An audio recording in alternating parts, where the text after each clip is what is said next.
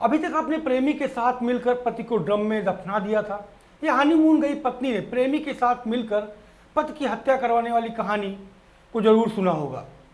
ऐसी कई घटनाएं हुई जिनका जिक्र भी आपने सुना होगा, लेकिन आज मैं एक ऐसी घटना बताने जा रहा हूं जो दिल दहला देने वाली है, जिसने अपने प्रेमी के साथ हत्या नहीं की बल्कि हत्याओं की सीरीज चला दी। आइए बताते हैं आपको एक ऐसी और सच कहानी। जब रिश्तों में ही छुपा हो खून का खेल, झांसी की पूजा की कहानी जो बहू से बड़ा बन गई।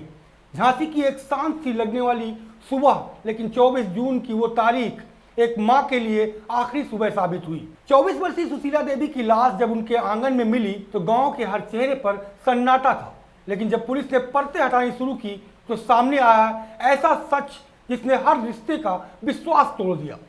जिस बहू को बेटी मानकर घर लाया गया, वही बहू पूजा खून की प्यासी निकली।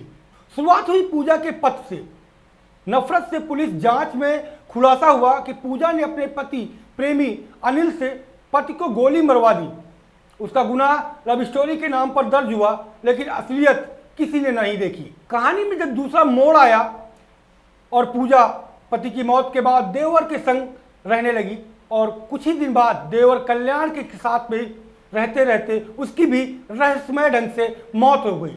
लेकिन उसकी मौत की गुत्थी उलझी ही थी कि कुछ ही समय बाद संदिग्ध हालत में मौत के बाद जब पूजा 3 घरों को उजाड़ चुकी थी और उसके बाद पूजा गांव लौटी अपने जेठ के घर।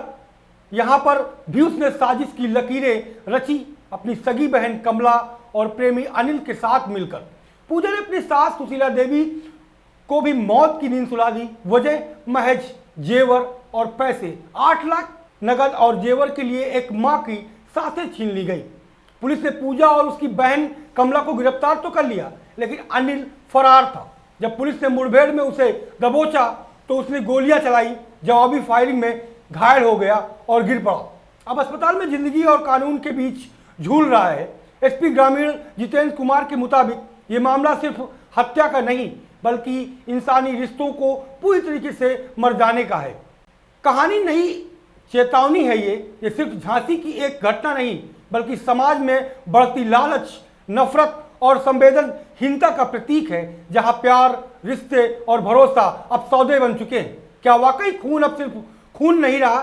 क्या प्यार अब अपराध की चादर ओढ़ चुका है? सोचिए, क्योंकि अगली पूजा किसी और घर की बहू भी हो सकती है।